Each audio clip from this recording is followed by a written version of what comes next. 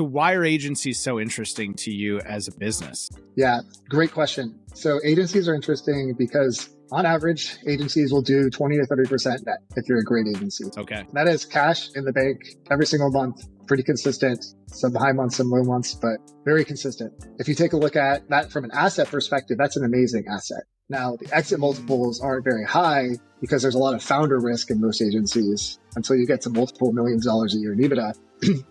But if you compare that to example, like an e-commerce brand, we've invested in a handful of e-commerce brands over the past couple of years, and we're waiting 3, 5, 7, however long it takes to make a multiple of return on that asset. We're not really generating cash. You acquire an agency asset, you're generating cash on the way up. You can use that cash to invest in other assets, right? Or to fund your lifestyle, do whatever you want. So from my perspective, I think that agencies are kind of the undervalued assets that most people should look to purchase, but they're kind of blindsided by the shiny objects of like SaaS, like in 10 times revenue multiples, or e-commerce, and scaling very quickly. Welcome everybody to the Out of Home Insider Show, a podcast like no other, hosted by the one and only Tim Rowe. Get ready to have some knowledge dropped on you and to be entertained, because nothing's more valuable than food for your brain. So sit back, relax, we're about to dive in as the best industry podcast is about to begin. In the lead up, we were talking about how you one day quit your dream job of selling insurance and working for the man to start a lead gen agency. Maybe take us back in time. Take us back to Kyle Hunt working said dream job and making that leap that we've heard from so many other founders, that big leap into the thing I really, really want to do. Maybe start us there. Yeah. So I wouldn't say that working for the insurance company was my dream job, but I would say like what I did at the insurance company was my dream job. Because I graduated from college in 2009, and then I worked for Aetna, which is a huge, Fortune 100 health insurance company. And I was actually in a program for sales at UCF, University of Central Florida, and had this job. And the first thing that my manager told me when I was hired, he's like, here's the Amex Platinum. Like, go spend as much as you can on these brokers and make them like you so that we can sell these products. So that was the dream job part of it, because I had an unlimited budget to have fun right out of college. As a recent college grad, here's the Amex. Go crazy. Yeah. And I'd worked very hard up to that point in school. I was like valedictorian in high school. I was always studying, always working incredibly hard. So it felt very good to have, some success right out of college back in 2008, 2009, which was like the financial crisis, if you remember. So hard to even get a job. Sure. It was incredibly difficult. And I interviewed at so many places to make sure that I had a job and that my mom wouldn't yell at me for being poor when I left. Moms are a good motivation like that. So you're at Aetna, you're racking up this Amex bill, just having a great time. Really, I mean, yes, it's Aetna and it's insurance. Aetna's awesome, but that's a pretty cool job for like right out of college. I think that is every college kid's dream, is to like be out there whining and dining clients and on a path for a great career, right? As a part of a great company on the trajectory. But something said, Kyle, you're meant for more. You're meant for something else, and you left to start a lead gen agency. Yeah, there's agents there that are making $500,000, $750,000 a year. So there's a huge income potential in insurance. It's kind of one of those industries that doesn't really the companies make that much, but you don't know how much people make, and the salespeople make a lot of money. But it's one thing to like make good money. It's also another thing to realize you're literally working for the man. Right? Like working for a really big insurance company is like, you're literally working for the man. And I always has kind of like an entrepreneurial streak, and, working for someone else for 5 years. And, I remember there was this one moment where I was sitting in my car in the garage. It's like 8:30. I was ready to go into work, and I'm just like hitting my head in the steering wheel. I'm like, why am I doing this? I'm like, I'm making so much money for these guys. I should be doing this on my own and starting something else. So that's what I did. And what was that first foray into marketing? What was the first kind of endeavor? Yeah, so I had a friend who owned a finance company in lead gen, and he wanted to mentor me. So I came on board his company. We started a separate company, and we did lead gen. We ended up building out like a call center component to that too. Oh, wow. Had about 25 employees at one point, and then exited that business after about 3 years. which was an incredible learning opportunity, and kind of set me on the path for online businesses that I'm on today. And that's, your current focus is you've got a portfolio of brands, you've got agencies, you've really started to scale not just an agency type of service, but scale brands, scale a portfolio of agencies. And we're gonna talk about some of those things specifically.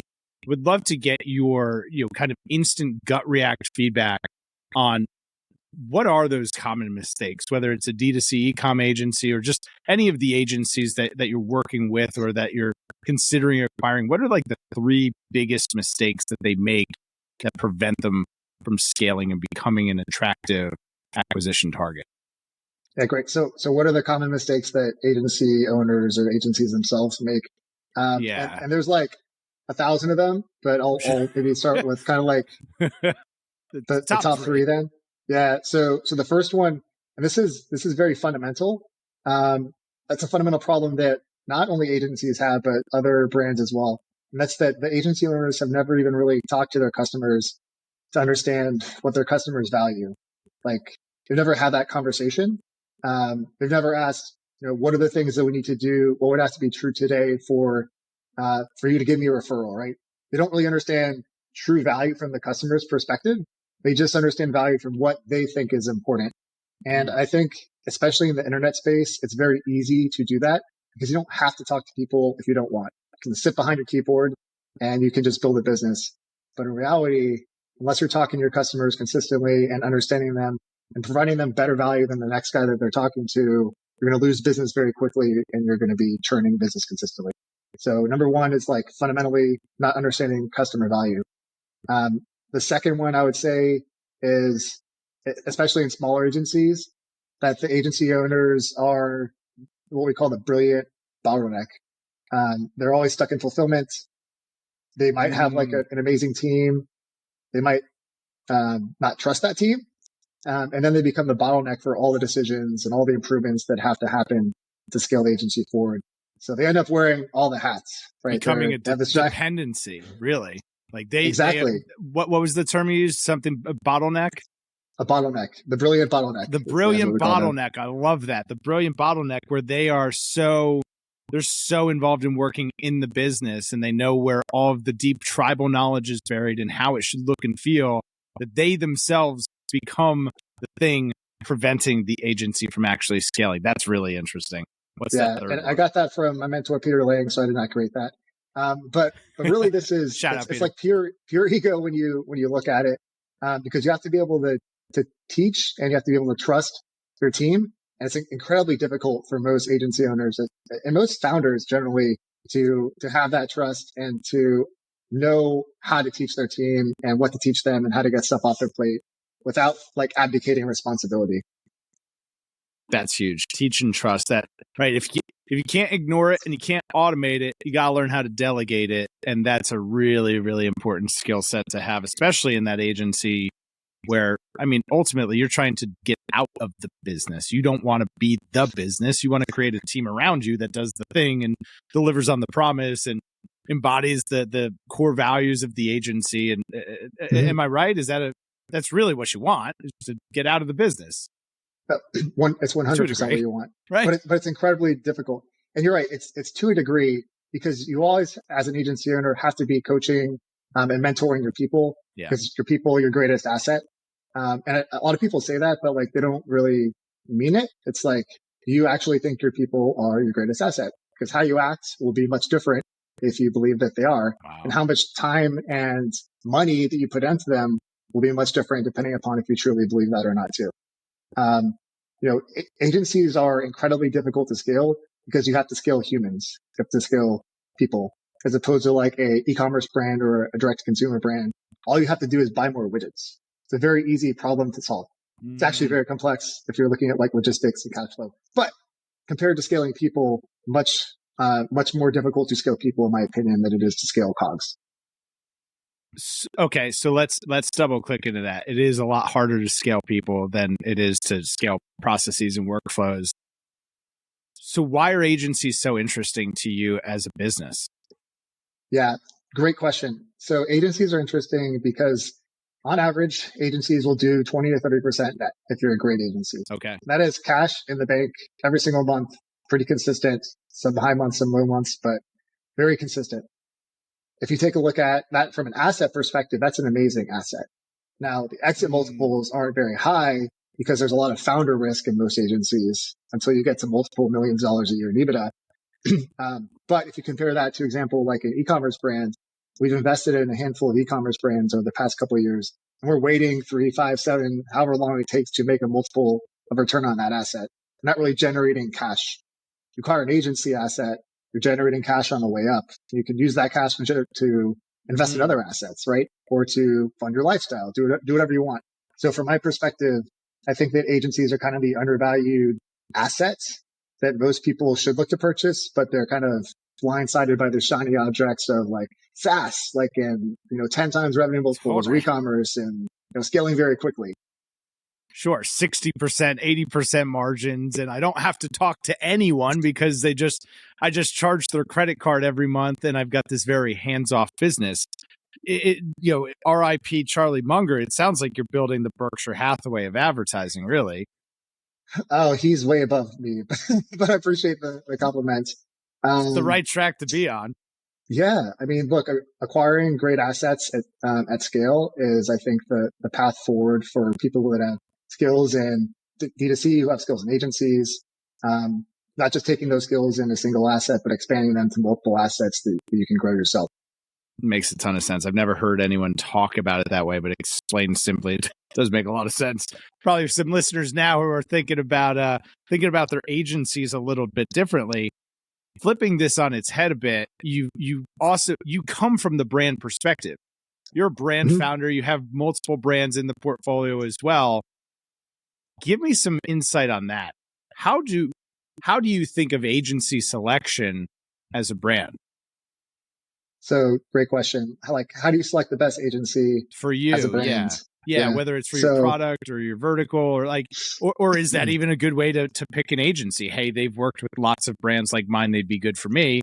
Or maybe it's working with how do you think through that? What's the right process? I think that generally that's probably a good kind of mindset to be in.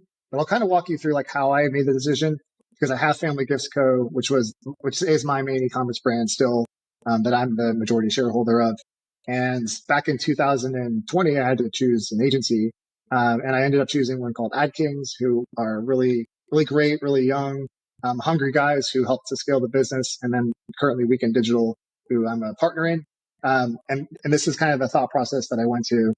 And maybe even before I get into that though, I think that if you're doing, probably like $50,000 a month or less in revenue, I don't think you should hire an agency. Okay. I think you should spend some time. I think you should learn one platform, and that platform should be Facebook. And you need to be moderately good at it, because Facebook is 80% of most D2C brands' revenue. It's a core competency of D2C and e-commerce. And if you don't learn Facebook early on, you're always going to struggle to find someone to manage your ads. You're going to struggle to find the right partner, and you're not going to know what's wrong because it's such a function, a core function of your brand.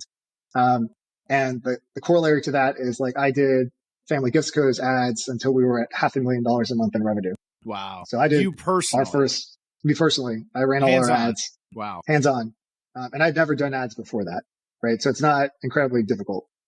Figured it out. Right. So, and I think exactly. So you, having no Facebook ad experience, scaled your own brand to $500,000 a month in revenue, teaching yourself along the way, not hiring an agency, none of that. You DIY'd yourself to $500,000 in revenue.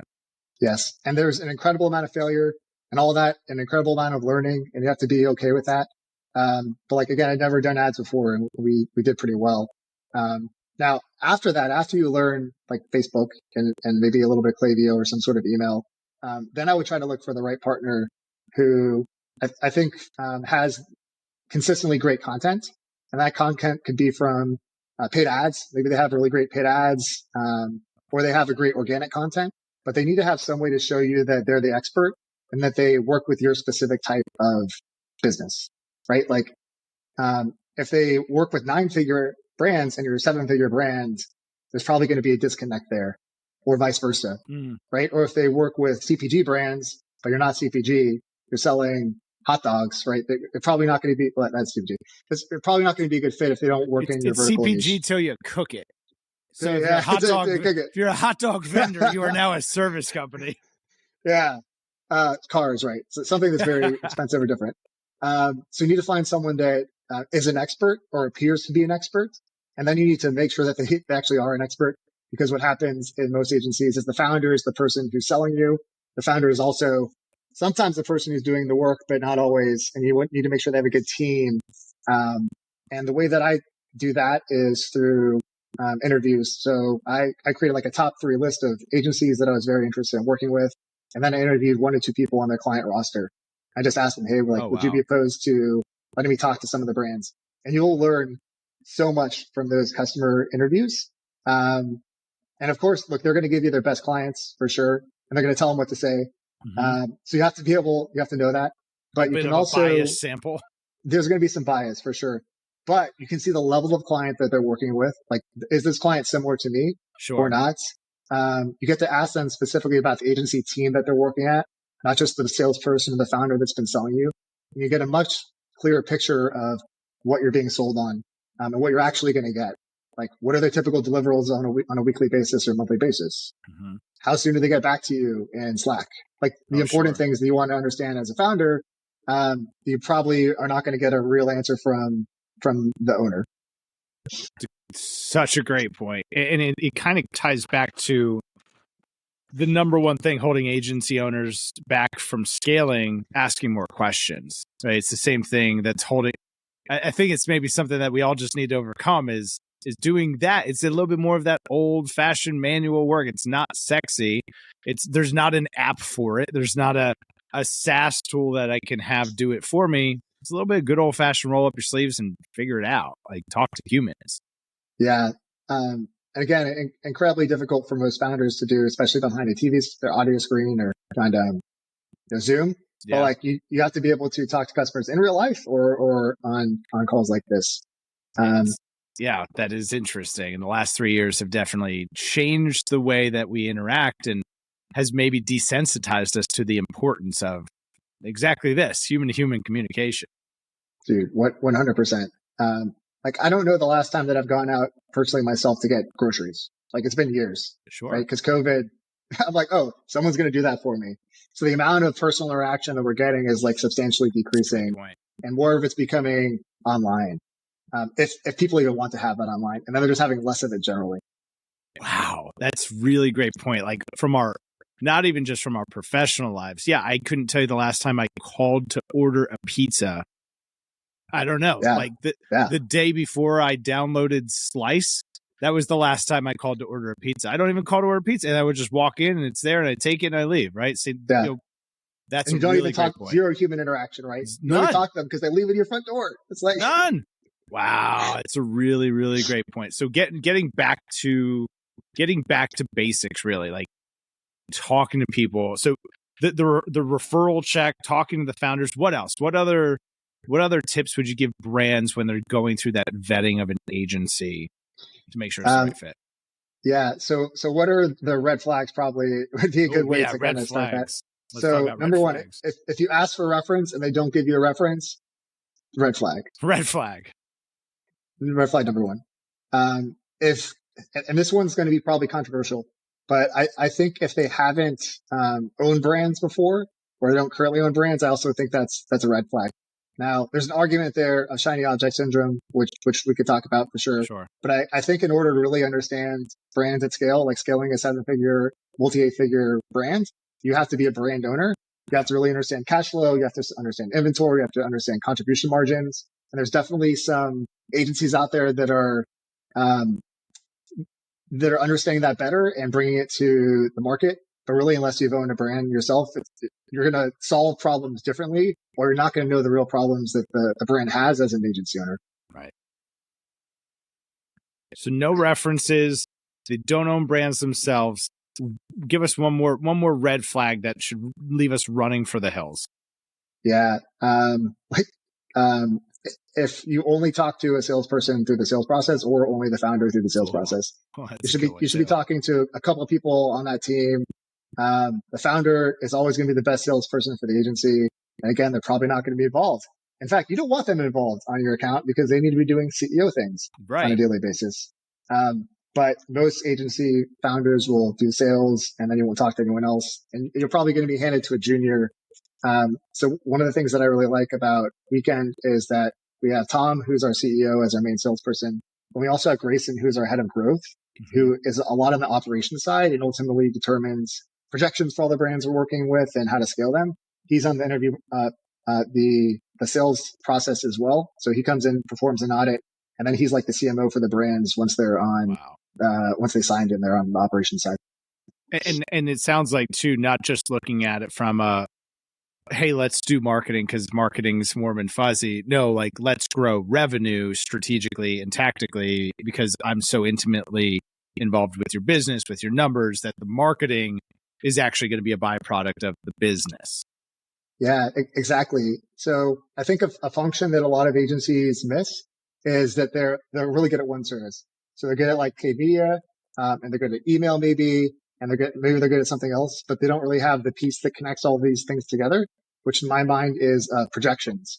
It's we're going to hit this revenue dollar amount. What do each of these service lines or each of these functions need to do from a revenue basis in order to hit our ultimate goal, right? There's no one who's kind of piecing all that together. And that's typically a CMO in most organizations.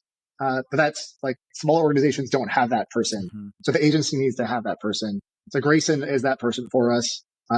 He mentors all the media buyers. They build out 6 to 12 month projections for all the brands we're working with. Wow. And then we know, hey, this is where we want to be in the next 6 to 12 months. Here's KPIs and targets for each of these different service lines, email, Facebook, Google, CRO, whatever that is that we need to hit in order to hit these. And the whole team is then aligned on our true north. We heard a little bit about kind of that ascension of ecom marketing of you got to master Facebook first and then probably some sort of email component from there. Maybe walk us through. Can you just take us further through that hierarchy? I'd love to get in this next kind of section here, your perspective on media mix. How do offline channels, how do you think that they harmonize with digital tactics? Would love to just kind of get your sense on media in general. It's obviously a specific use case we're talking about here, but what do you think that ascension is? And then maybe we can evolve into like, what's your overall take on the right kind of mix? All right. Well, considering who's on this podcast, this is going to be very controversial that I'm about to say. Do it, send. But I think for most D2C founders that have a fast growing business, I think retail is shiny object that I don't think you should be doing. I think it's a distraction. What do you mean? So I think getting really good at one thing, which is going to be paid ads through probably Facebook, it might be TikTok, but probably Facebook, doing that thing really, really well and then mastering it and then moving on to something else is the way that you really succeed at anything really, but specifically at D2C. Yeah. And if you're doing Facebook, Google, email, retail, billboards, and you're doing $2 million a year, it makes no sense because you're a master of none, right? So I don't think until you're like $5, $6, $7 million a year in revenue, you even look at other things outside of Facebook and Google, because you just need to be focused on being really, really good at those things. That's not even including the whole attribution problem that we have, right? It's funny because we were talking earlier. It's like D2C brands, we complain about attribution. It's like, oh, the attribution's off. But it's like we have maybe 4 or 5 channels we're looking at on a consistent basis. When you're talking bus signs, billboards, all these things that like maybe you have a phone number for attribution, like how you attribute that revenue, I don't know. That's incredibly difficult. So doing Facebook or one sort of paid media platform really, really well until you're like multiple 7 figures, I think is a smart move. I think that makes a ton of sense. Just hearing that feedback, I think from yourself, someone who's been in the pit, in the trenches, doing this, acquiring these types of companies, focus. Stop. Yeah. The shiny object syndrome is a real thing, and it's fun to. It's that balance of curiosity and understanding where the puck's going, and what kind of be looking for next down the field, but also staying present right here, right now, because we can't worry about the future unless we master now. Yeah. And it's, I think shiny object syndrome is the number one killer of great entrepreneurs. Wow. Because it pushes your focus to multiple places and you can't focus on the one thing that really matters, which is like scaling the asset that you're working on and then ultimately exiting it, right? Because it's an asset and that's the whole goal at the end of the day. We just got through Black Friday, Cyber Monday's like wrapping up or closing the books on that. What did you see this year that was maybe different than years past? Like, what are the initial kind of key takeaways from Black Friday, Cyber Monday as we close out that weekend? Yeah. So our biggest takeaway is this year we did a very good job of preparing in advance for it. There is an obscene amount more of like creative that you need, of email that you need, of everything that you need when Black Friday, Cyber Monday hits, and even Christmas season hits for brands that do a lot of Christmas revenue. Yeah. So this year we started to plan in like June for all these things. Wow. Last year it was a October plan, and that was a very bad decision. And everything was last minute, and there was a lot of rework, and it was chaos essentially. So this year we did a lot better of a job planning, and that was a people problem. We just had the wrong person in the planning seat back then, and now we got the right person in the planning seat. But I think that was the biggest takeaway is like with good plans, yes, you might need to iterate later, but like having everything level and the company prior to Black Friday, Cyber Monday, instead of this giant run up that happens traditionally with e-commerce brands or agencies. That was our biggest learning. Wow. It's not even like a huge learning, but it's the most important one. It's, it is the same. Generally, it's the same Friday and the same Monday. It's going to be in that same calendar week every year. We know it's going to be there. Getting started earlier definitely sounds promising. How about from like just from a pure CAC standpoint? What are you seeing in terms of CPM trends? Is the performance there? Is the market there? I've seen kind of a mixed bag of if this was a good or a bad year. It seems like it was, so there were winners and there were losers, and there was a whole bunch of carnage in the middle. Yeah. So, man, I haven't really been in an ad account in like years. It sounds so bad to say. So I just see the reports. You see the bottom line, the most important thing. I do. Obviously, costs are going up everywhere. Costs are going up in fulfillment. Costs are going up on ad platforms. They're going up everywhere. So we've done our best really from a creative perspective to try to get as many creative out as we can during the year so that we know exactly what we're going to be like. What are our big winners from a creative perspective? What are our big winners from an offer perspective? And CPMs go up as you get closer to Black Friday, Cyber Monday, and then they go down as you get closer to Christmas, except for brands like mine, which is all literally like 80% of our revenue is done in something like 25 days between Black Friday, Cyber Monday and Christmas. Wow. Yeah, that's a fun business. That seems like a stressful business. Like it is, we got to make you can't even play small ball. Like, no, we're swinging for home runs and they're grand slams, and we need to at least drive in like 2 runs per swing. That's big. That's big leagues. They're all big swings. But I mean, that's honestly where most brands should start is like very, very big swings and swings of offer, swings of pricing, swings of creative testing, like all these landing pages, pre-sale pages, all these things that are like the bigger levers. Those are the things that you should be testing on a more consistent basis than like the color of your add to cart button, which is, where most people kind of start. So give us an example of that. Maybe one that you've deployed yourself or one that you think a brand would be well served to try. Give us an example of like, what does a big swing look like instead of, changing my add to cart color to blue? So, we have a brand that, my business partner, Tom, owns called IAB, stands for I'm Becoming. It's like a women's activewear brand. Okay. And last year, the brand, it had historically done around 8 figures between Amazon and between D2C. And Tom started the agency, typical shiny object syndrome, didn't care so much about the brand. He's selling like women's activewear, basically like booty shorts. So not that exciting for, guy, to be honest. And he saw more opportunity elsewhere. So the brand was doing something like $3 million a year, dropped $7 million because he wasn't focusing on it. Wow. But what we did is we changed the offer to just BOGO. Some like very simple offer, buy one, get one free. And we did something like we moved from $300,000 a month to something like $600,000 or $700,000 a month, just by like that one simple change, just switching offer. And it's that impactful, right? It can completely change the trajectory of everything. Now, that's a pretty big offer. So you have to make sure that the margins work, and you have to understand shipping and how that's going to be impacted. And you have to make sure that you're counting all those discounts into your the ad target, the ROAS target that you have. Right? So there's a lot of technical things you need to do to make sure that that works, or else it will blow up in your face and you'll go lose really, money, really bad. Right? But like something as simple as that can literally change the trajectory of an entire company. Changing the offer, changing the way that we price and package. It's right. It's not the what, it's the who, right? Getting back to like simple ideas of we don't need to throw the baby out with the bathwater or chase the new shiny thing. Like, no, what we got is good and it's working. We could just make it work better.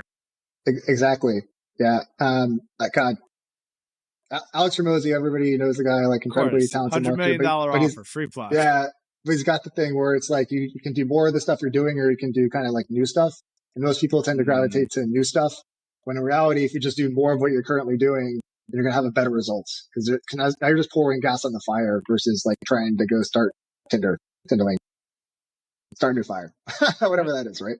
It can be big growth gets boring, right? Like once you figure out the thing, you got product market fit and you got all the economics figured out, like we don't need to change it. Let's just go faster. Let's get bigger. We don't need to go reinvent anything. It's all working. Do more of the stuff that works, right? Do more of the stuff that and works. Not the shiny objects. No more shiny. Focus, talk to humans, no shiny objects.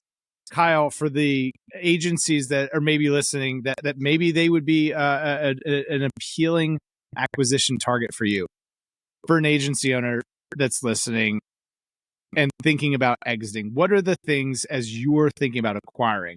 What are the things that you're looking for in a perfect acquisition target?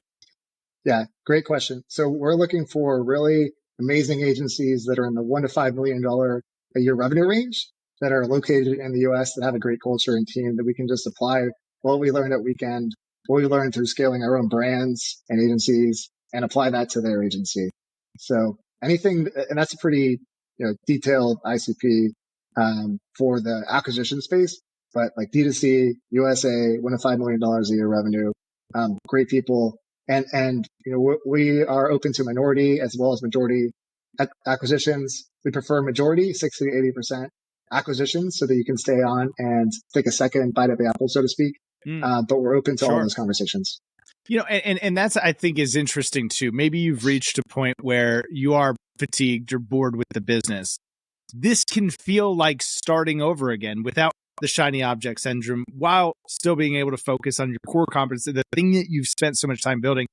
I would imagine that it could feel like new blood. I'm born again.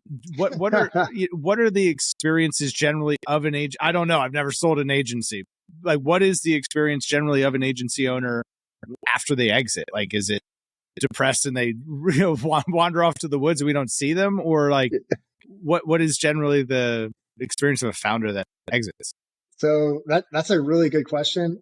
I think agency owner, like everyone experiences like this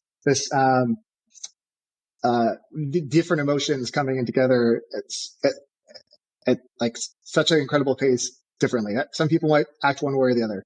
The reality of the situation for most agency owners is, though, when you exit that business, you have golden handcuffs, because the acquirer is still going to require you to be around, because you don't have systems and processes, because you're not tracking the right metrics, because you don't have the defined ICP, because you're doing the sales, because you're doing fulfillment, because you're doing all these things, right? So it's very difficult for most agency owners, unless you're like an 8-figure agency owner who doesn't have a personal brand, which is like a unicorn, to actually truly exit the business, because you are the business in most cases, right? An e-commerce brand, like exit out, whatever, no big deal. But like typically the founder of the agency is like the driving force behind the decisions, even if they're not actively involved in fulfillment. So I'd say a tempered expectation of that exit, but there's going to have to eventually be someone who replaces that person, who is just as good or better than that person. So maybe start looking for that person now if you're thinking about exiting, so you can offer them as a solution. Love that, right? Fire yourself. Work on those processes. Stop working in the business. Start working on the business, so that you can enjoy all of that hard work when eventually the time is appropriate for you to step away from the business. That is exactly. Advice. Yeah. I was talking to an Amazon agency right before this, and they'd already exited a couple of businesses, really intelligent owners doing a couple $100,000 per month. And the owner's like, he's like, I'm like basically the investor in this. I go to meetings once a week and I look at numbers, and that's my involvement in the agency. I'm like, awesome. That's a really sellable agency. Sounds great. He's like, we brought in a CEO that does everything. And this isn't typically what happens. Typically agencies crash and burn when this happens, but they've been able to do it really well. Like that's an agency that's exitable, where that guy, like, he could exit tomorrow and he can go because he's already got the team in place. But most agencies aren't really structured that way. Start thinking about those things today. We're going to avoid shiny object syndrome, but we're going to think about the future and skating to the puck. We're going to stop working in the business and start working on the business. We're going to focus, and we're going to talk to human beings. That's all you need to know, man. And give referrals. Give those references. Otherwise, you're sketchy. You're absolutely a sketchball if you won't tell me who else you work with and why, when and where I can call them. Kyle, this has been incredible. I think that we've got a lot here for folks to go on as we head into 2024. Where are you most active? We used Latin long in the real world to let people know where we are. What are your Latin long? Where are you most active? Give folks the socials and every place to find it. Yeah, you can find me on Twitter at Hunt Kyle. You can also just find me on LinkedIn at Kyle Hunt as well, Kyle A. Hunt. Either one of those, I'm pretty active on both of them. And I just started a YouTube channel. I don't want to brag, but I have 30 subscribers. Let's go. You're on your way to the plaque. Listen, so I've got a YouTube channel about a podcast about billboards, and somehow I got to 500 subs. My son thinks I'm a YouTuber basically at this point. He's like, my dad's got a awesome deal. He's got a 500,000 subscribers. So you'll get there. You're going to be there. Blow right by me. Kyle, this has been incredible. We'll link to all of the social handles so that folks can continue to follow you in your work, get in touch if they're so inclined. I can't thank you enough for being here. Thank you, man. And I have an offer as well. If you're an agency owner and you're in the $1 to $5 million year range and you're looking to exit, DM me on LinkedIn or Instagram or YouTube, and I'll do a free 21-point audit of your business to tell you what you should fix before you're looking to exit. I mean, how good is that?